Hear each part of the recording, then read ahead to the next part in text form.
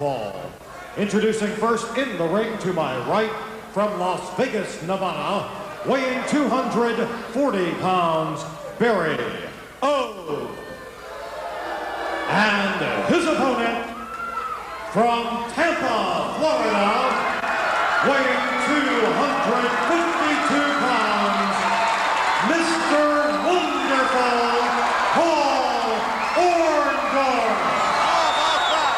A standing ovation for Mr. Wonderful, Paul Orndorff, who steps to the ring with a $25,000 bounty on his head. Paul Orndorff beating Barry O. And Orndorff, well, he could very well be Barry O. It collects the $25,000. I know a lot of people are standing in line for that, Bruno. Hey, that's a lot of money, and you better believe it, there's going to be a lot of people going after that money. And that was very impressive, the way the people just stood up and gave Orndorff a standing ovation.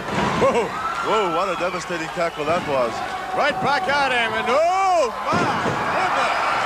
Orndorff, what a drop kick. Orndorff, oh, my goodness, what an arm drag. A series of them. Look at that perpetual motion.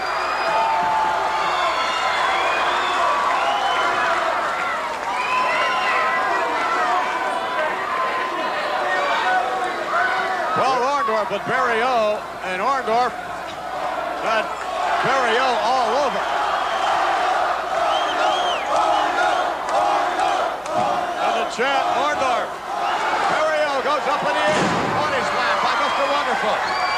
Drives the forearm to the throat area, does Orndorff. And over. Bruno, I wonder what Orndorff is thinking about. I mean, to my knowledge, this is the first time in World Wrestling Federation history that a bounty has ever been placed on another man, a $25,000 bounty. Well, that's got to... Oh, look at that, look. Yes, look at Heenan there. The men who put up that kind of money. But, you know, sure, as we see Orndorff in that ring, we see how fired up he is. He knows what Heenan has done, and he's shown to anybody who's looking on, hey, try to collect. But what's more important is he's seen the way the fans have turned for him to his favor, and that in itself is giving him extra vitality, extra strength, extra everything. Just a little right nice cut and a slam, and let's see what happens here. Well, Barry O going to work on Paul Orndorff, who was distracted earlier on by Bobby the Brain Heenan. Heenan came out to take a little closer look, or perhaps to agitate Paul Orndorff. He's done just that, and things have turned around for Barry O. Right across the forehead. Barry O shoots to half, drives him over, hooks the leg. We get one, and that's all. Look at that. Look at Heenan. I wonder, it may be Barry O that's going to collect the $25,000. Off the rope now. Barry O missing with the right hand. Orndorff connects. And again. Slugfest here. Orndorff with Barry O. And Barry O in a little bit of trouble. Orndorff shoots him to the ropes. Lifts the knee to the midsection.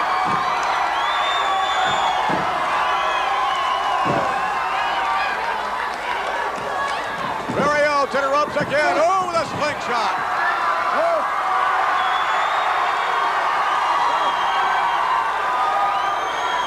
Orndorff with Barry O. Gets him up. Oh, brother. I don't think Barry O will be collecting. No, he won't. Heenan.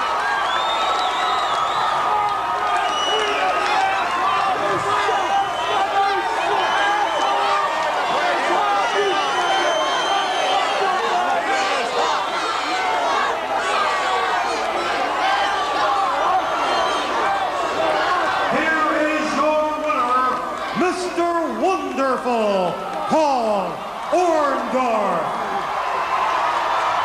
What a physique. Paul Orndorff victorious. Let's go back, pick up the replay. I thought he absolutely looked devastating. Orndorff looked great. He's full of vitality. Look at this. Here comes the Paul Orndorff Paul driver. Nobody does like Paul Orndorff. And that's the end of the match. There's your pin. All right, Mr. Wonderful Paul Orndorff and Barry O. By the way, both of those individuals certainly undergoing tremendous changes here in the World Wrestling Federation. I must point out once again, $25,000 has been put on the head of Mr. Wonderful Paul Orndorff by his former manager, Bobby the Brain Heenan. Of course, it was the Weasel. I beg your pardon. It was Mr. Heenan who was terminated by Paul Orndorff. There is more action. Let's go up to the ring for the introductions. Ladies and gentlemen, I would now like to introduce the contestants for this event. First, from Mesquite, Texas, weighing 280 pounds, Mike Powers. Now first, I'd like to introduce the manager, Captain Lou Albano. Now introducing from Detroit, Michigan, weighing 291 pounds, George the Animal Steele. What a turnaround. What a turnabout. Look at this. George the Animal Steele and his manager, Captain Louis Albano. There's the bell. Look at the animal. Oh, how do you describe something like this? Well, I'll tell you what. I think that George the Animal Steele and Captain Lou Albano are made for each other. Why because is that? Between the two of them, if brains were dynamite, they couldn't blow each other's noses. Oh, come on. The Animal going after young Mike Powers outside the ring. Look at this. Oh, driving his head into that steel girder. Look at the Animal. Unbelievable. Well, I'll tell you, there are very few people that frighten me in this world, Jesse, all right? But here's a man that, and I mean literally, frightens me.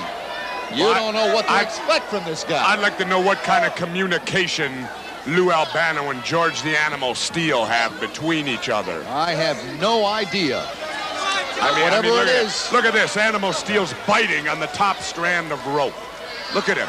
He's chewing and eating the tape. Well, he's always been that way, George the Animal Steele. Maybe Albano should feed him now and then.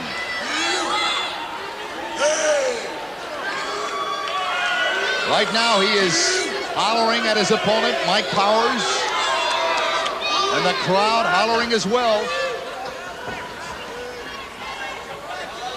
Armbar by George the Animal Steele. Look at that. Air pull, takedown. There's Captain Lou. Well, they were together for many, many years, and now they're reunited again. Captain Lou Albano and the Animal Steele. Right. The Animal pulling the hair once again. And stomping. Look at that. Look at him stomping on the left arm of Mike Powers. Look at that. Now with both feet. Stomping away. Well, maybe the Animal ain't as dumb as he looks, Jack, because he showed me a good arm bar, and he shows me the good roughhouse style. So Lou Albano definitely hasn't changed his style. Whether he has his brain waves or not, I don't know. I thought you'd like that.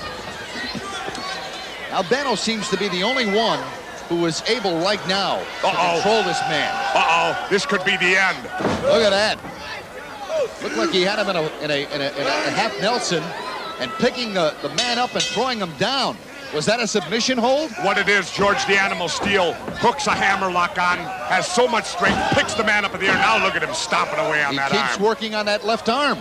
He has been working on that left arm ever since the match got underway. Right now, let's get the official decision. The winner of the match, George the Animal Steele. What a dangerous man. Not only in that ring, Jesse, but out as well. Well, what the Animal did right there, he picks the man up in a hammerlock, actually presses him up into the air, which puts unbelievable pain into the shoulder and elbow joint and causes a submission. Right now, Captain Louis Albano looking at George the Animal Steele. He seems to be soothing him, trying to quiet him down. Yes! Oh! I wonder where he keeps him.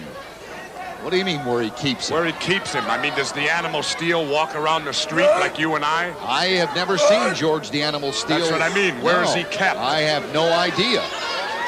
Nor do I care. There he goes. All right, here's the replay right now. There you see, he's got that hammerlock on. Has the man totally picked up in the air. Unbelievable strength on the part of Animal Steel. But then again, most animals do have phenomenal strength.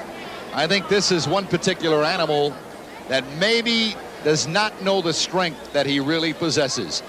All right, we had alluded to changes earlier on with Mr. Wonderful Paul Orndorff. Certainly, George the Animal Steel undergoing some changes. I've got the fishing hat out, and guess who was my special guest at the annual Carp Fishing Festival in St. Louis, Missouri? Yes, one of the big stars of WrestleMania.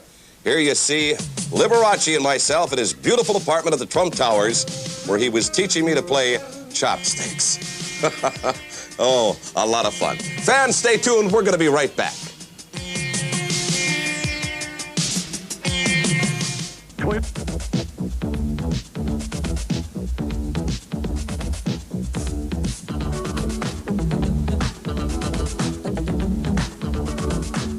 This week's update concerns a young man who is certainly making himself heard in the World Wrestling Federation circles. The mouth of the South, Jimmy Hart, not content with owning the contract of huge 450-pound King Kong Bundy, has also acquired the exclusive rights of Jim the Anvil Neidhart and the champion Greg the Hammer Valentine. Let us take a look at this dapper little manager as he goes into action. What are you doing? You want to laugh at Bundy about his hair? That's what you get, man! Nobody laughs at Bundy! See that, that's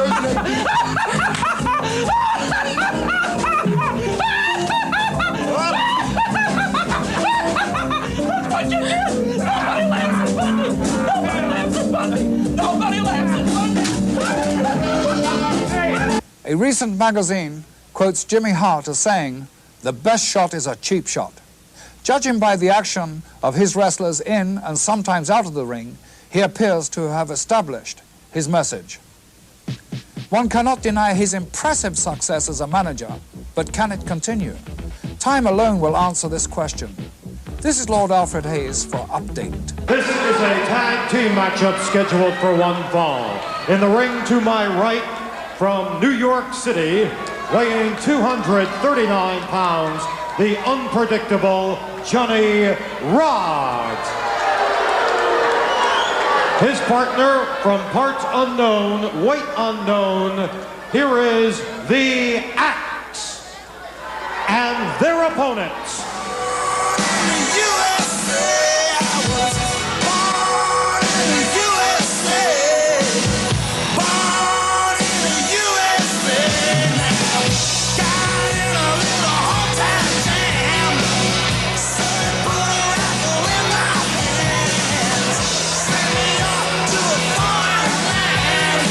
Being led down the aisle by their manager, Captain Louis Albano, from Syracuse, New York, weighing 238 pounds, Mike Rotundo. And from Syracuse, New York, 240 pounds, Barry Windham. Captain Louis Albano, leading the former tag team champions back to the squared circle. And according to Albano, they will regain the title. The U.S. Express, they are something. Rotundo and Windham, two fine young gentlemen, both in and out of the squared circle. I'll tell you, Vince, they are determined to recapture that title when the chance is given to them. They are really fired up. They go in that ring always in the best of condition.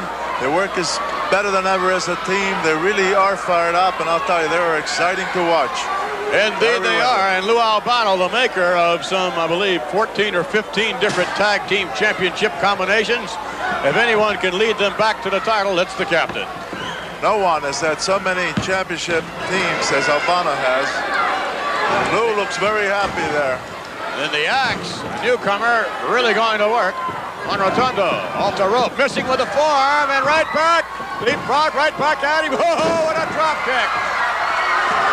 Rotundo with a very nice maneuver. Oh, watch it.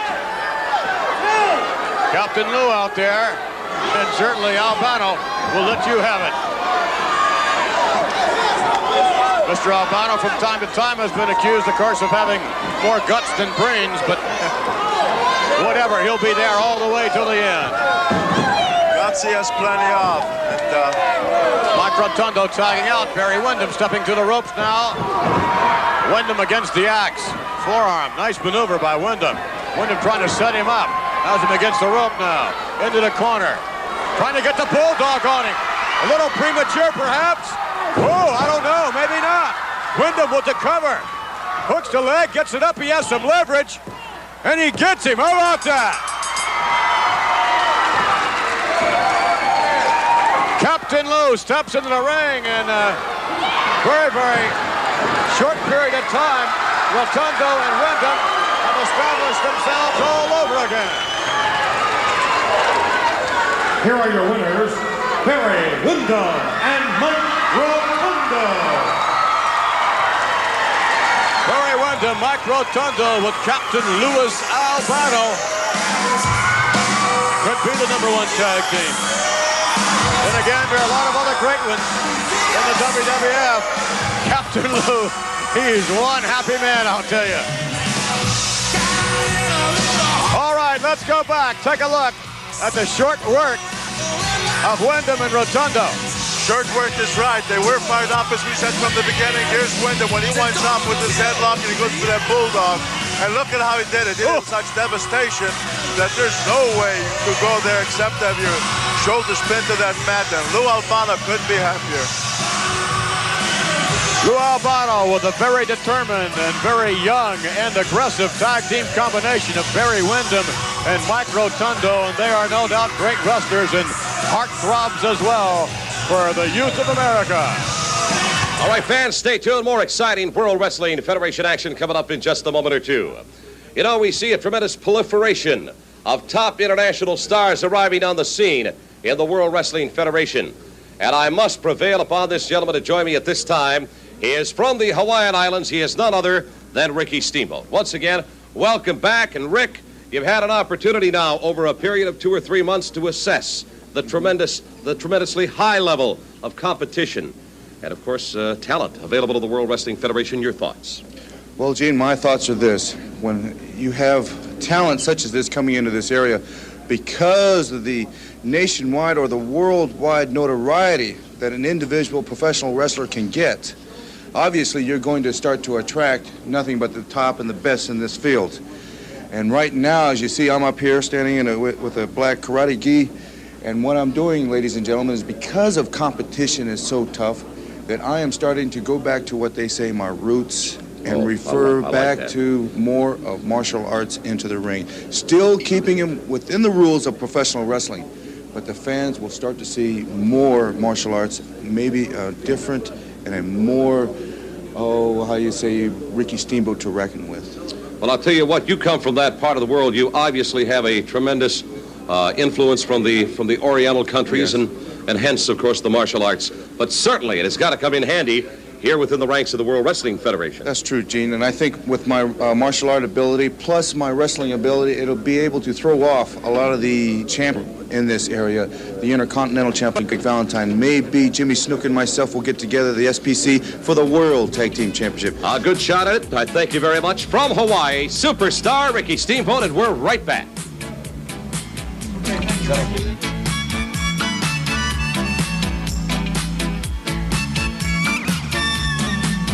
One fall. Introducing first the manager, Bobby the Brain Heenan, and Big John Studd. From Portland, Oregon, weighing 267 pounds, Olympic strongman Ken Patera. And his opponent,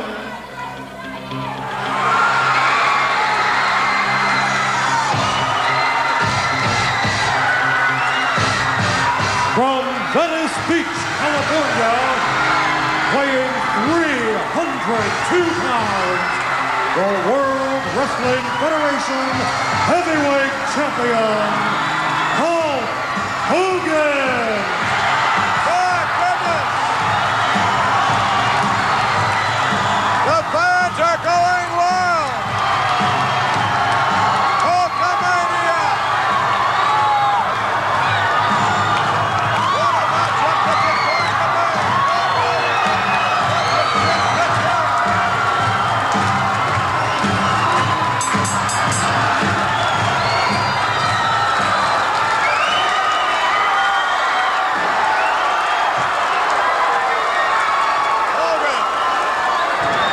Preparing for his matchup with King Patera, but he better have eyes in the back of his head there. Big John Studd on the outside, of course, along with Bobby the Brain Heenan. Patera, Hogan, look at that forearm retaliation. Patera backing off a bit. Well, there aren't too many men that would want to go toe-to-toe swapping punches with Hulk Hogan. That's for sure. Patera did a pretty good right, but then Hogan came back with a right of his own, and Patera stepped out for a minute there. Two very evenly matched physical specimens in there. Patera wasting no time and hammering away on the World Wrestling Federation champion. Patera has him in the corner, and he's not letting up one bit. The referee, come on, he has him right in the corner. Absolutely, should be right in there breaking it up right now. Hogan reverses it, moves in, clothesline, Patera.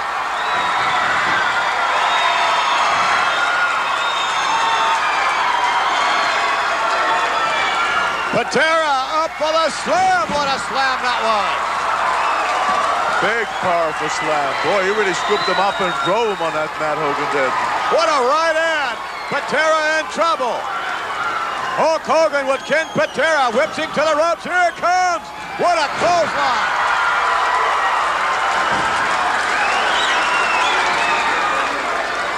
Boy, anybody else would have never got up from that. Here comes Hogan with a big suplex, and boom. I mean, a big suplex. He really scooped him up high. Bobby the Brain Heenan can't believe what's happening. Look at Big John Studd. Wait a minute. Yeah, you got to be careful with Studd out there. Here comes, Hogan running right into the uplifted knees of King Patera. Patera drops an elbow on the check. Another one.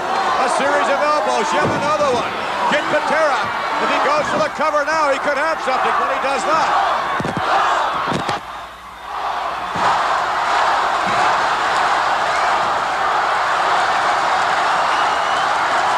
Hulk Hogan on his feet. Hogan, Patera hammering away. Patera slammed to the canvas. The roar is deafening. Hogan with a limp King Patera. What a right hand that was. Wait a minute. Behind Hogan, Big John Studd catches him. Studd and Hogan hammering it out. Oh, what a right hand. Gotta be careful, Patera back there. King Patera lifting a knee. Double team, wait a minute. Referee apparently disqualifying the whole lot of them. Oh, Bobby the Brain Heenan, what's he have? Heenan has scissors. Bobby Heenan has scissors in his hand. Oh, there's a Paul Orndorff in the ring.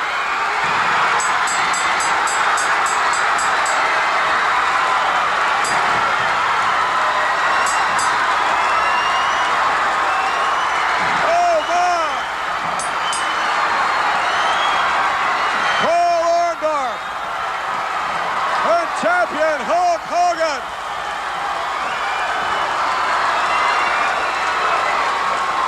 Heenan holding on to his head. Heenan had the scissors. He was going to cut the hair of Hulk Hogan.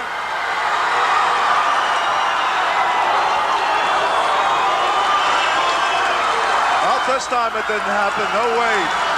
A standing ovation for Hulk Hogan and Mr. Wonderful Paul Orndorff.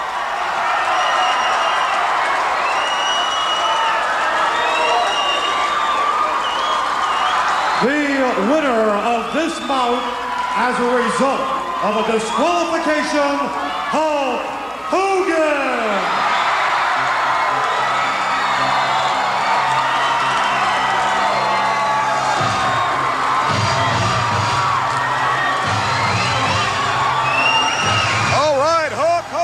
Mr. Wonderful, Paul Orndorff. Oh, yeah, look at that.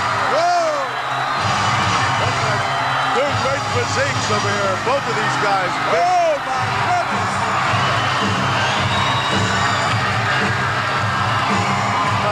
Look at this. We're watching a physique event here. Oh, my, you talk about a crunch. Oh, yeah, double bomb. Hulk Hogan. Mr. Wonderful, Paul Orndorff. Two of the greatest athletes in the World Wrestling Federation today. And no, sir, no one's getting cut here. And the $25,000 bounty still stands on the head of Mr. Wonderful, Paul Orndorff. All right, that could be an alliance that we're going to be seeing in the future. Hulk Hogan and Mr. Wonderful, Paul Orndorff. All, of course, they're coming to the rescue of the heavyweight champion of the world. Now, back to the big carp festival that took place down in St. Louis. I want you to take a look. Here you see me as I dress a little more casually. Of course, when I go fishing, got to have a little refreshment there, a little liquid refreshment. And here you see me with my glasses on. I wonder, whoop, hold it. Here we go, yes. Ah, this is wonderful. All of us had our glasses on. Why do these guys wear tuxedos? Might be catching on. You never know. Fans, we're going to be right back after this. Don't go away.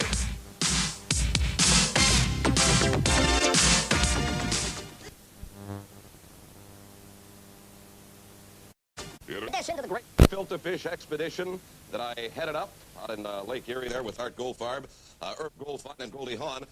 We also, of course, went with Liberace to the great carp fishing festival in St. Louis, Missouri, there on the shores of the Missouri or Mississippi, well, one of the two rivers, whatever it was. Worked out real well.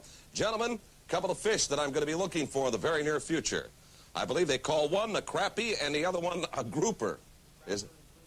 Well, I don't know. Is it groupie or crapper, whatever. We'll work that out. I'll get a hold of Roland Martin or Virgil Ward or somebody, and we'll get it down. Make sure you have a pencil and paper handy next week.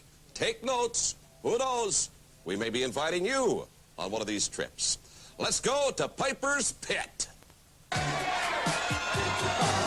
think Orndorff stinks myself. You know, right here, the real rock and wrestling connection. I'd like to show you a real man, a man that has his own record out, and the real true body, Mr. Jesse Ventura. It's always such a privilege to have a rock star and wrestling star like yourself. Well, I'll tell you what, I'm what rock and roll should be. I'm a real man.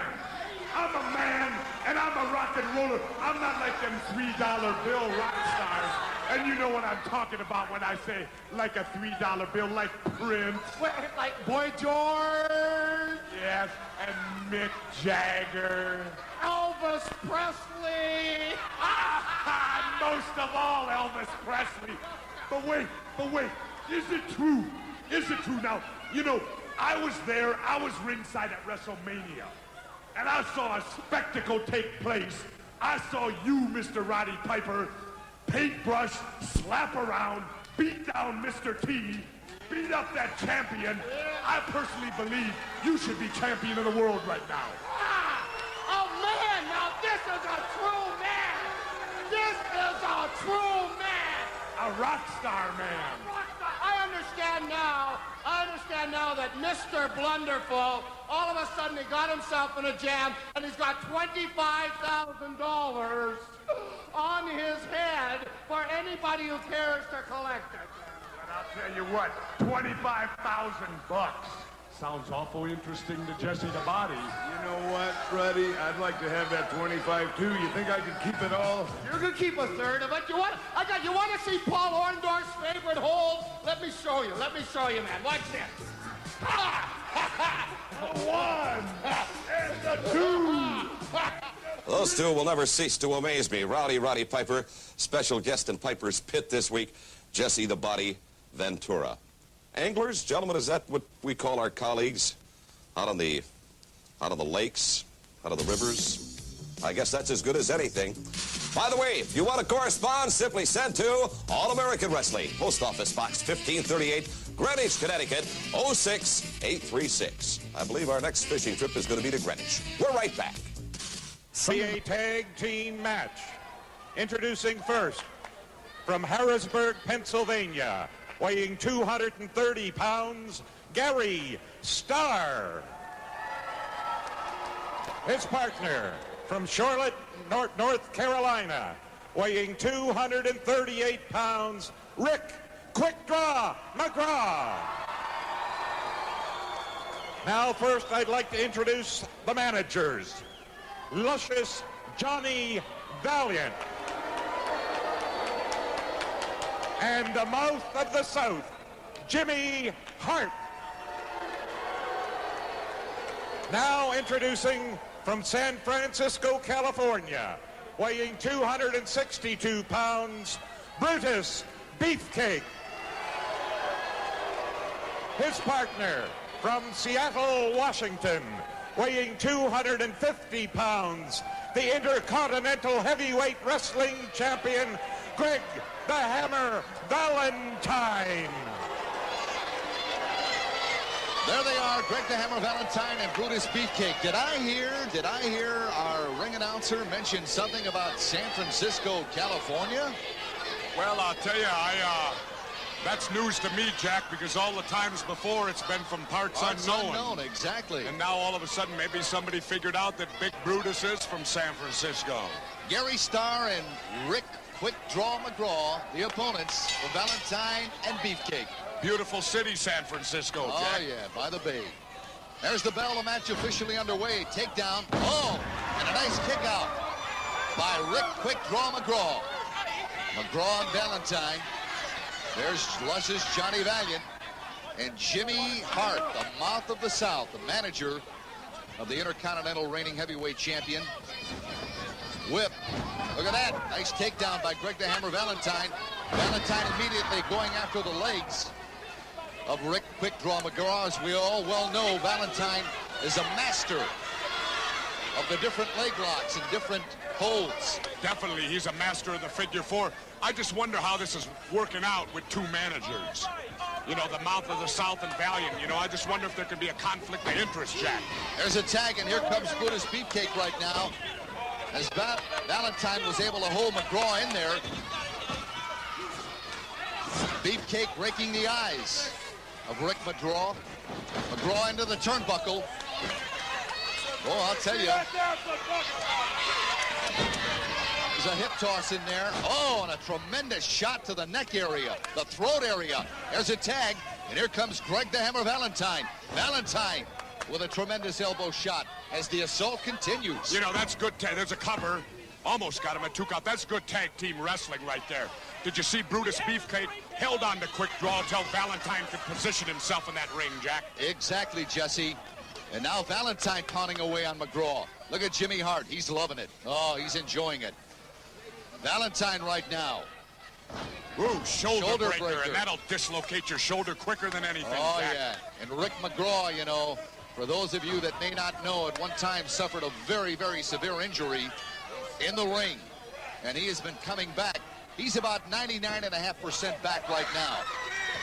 Look at that. Try for a press. Oh, had a 2 count on Brutus Beefcake. Quick Draw almost got him there, but they got napping. He thought he won, and Brutus caught him with a clothesline, and McGraw's right back in trouble, Jack.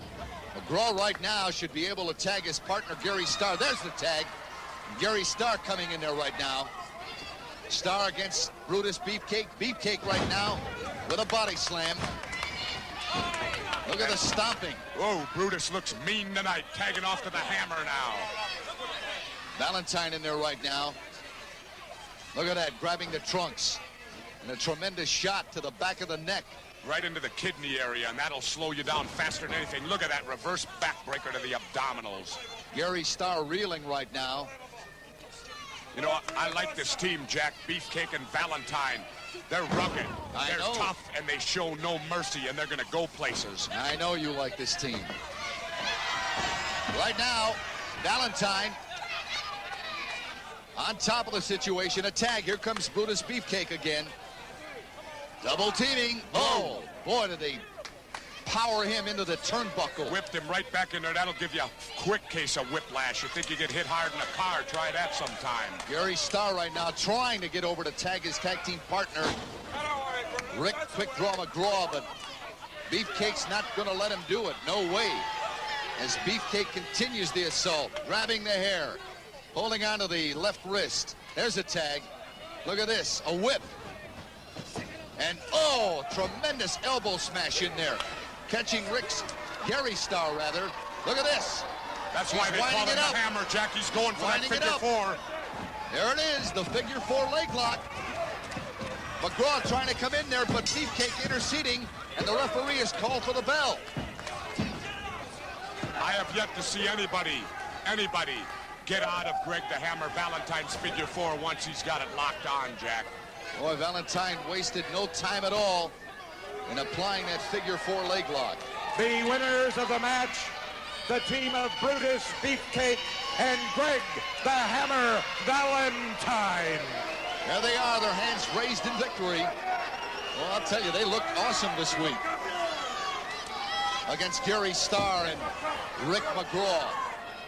Well, as I said before, Jack, when the Hammer, I've yet to see a man on earth, when the Hammer hooks in that figure four, anyone break it. That includes Hulk Hogan. That includes Paul Orndorff right down the line. If the Hammer puts on that figure four, it's going to be tough to get out of. All right, right now, let's pick up the replay. Greg the Hammer Valentine. Now watch him wind up. There he goes. He's winding up right now, Jesse. See, it's right here where you've got to try to break it on the Hammer. You've got to break the hold right there.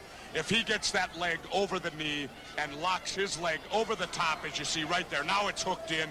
There's no way out of that hold. He's going to snap your leg off. Exactly. There is absolutely no defense against the figure four leg lock, especially when it's applied by the Intercontinental Wrestling Heavyweight Champion, the one and only Greg the Hammer Valentine. Boy, managers Luscious Johnny Valiant and Jimmy Hart, the Mouth of the South, were very excited. I'll tell you, they came into that ring wasting no time as the hands were raised. They have a right to be excited, Jack, because they got two of the greatest talents in wrestling today, Brutus Beefcake and Greg the Hammer Valentine. All right, coming up, another special interview featuring the World Wrestling Federation. Stand by.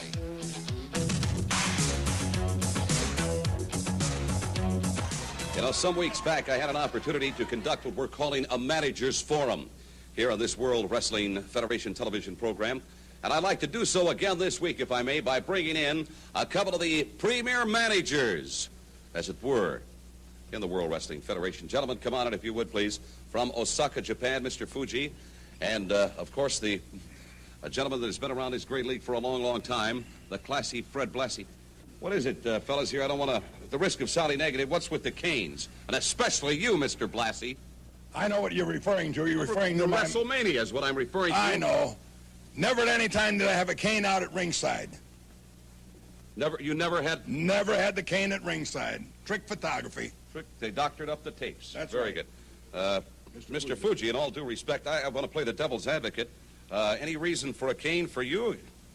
Let me tell you, Mr. Fuji, like Mr. Blassie, that's have a gimmick no cane. class. Never mind. Keep your hands When off. you carry cane in ring, you show authority. Authority? Yes. You also show your age, but that's okay. Opponent will respect you. Age is just number, boy, son.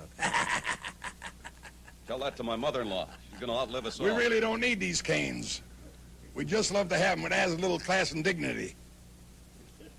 Okay, gentlemen, let's talk about the magnificent Morocco. The plans, Mr. Fuji, that you have for this extraordinary athlete.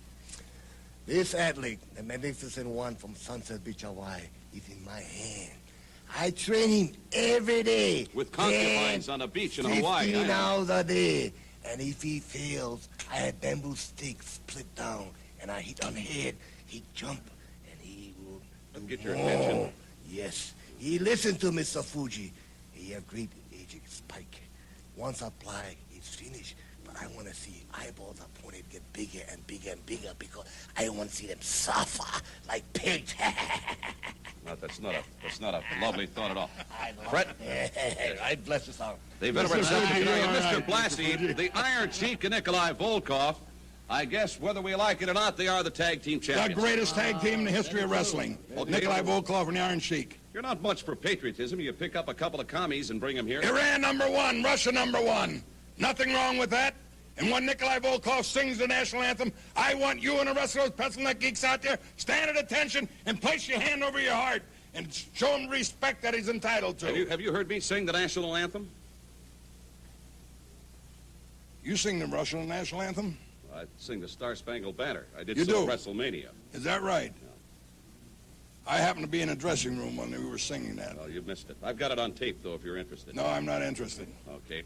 Gentlemen, I wish you nothing but the very best. As I said before, a couple of the premier managers within the ranks of the world. Mr. Fuji. Hey, what are you Thank doing? Patronizing you each know, other? bless us all. Very Mr. good. Fuji and Magnificent One also have big fan club now.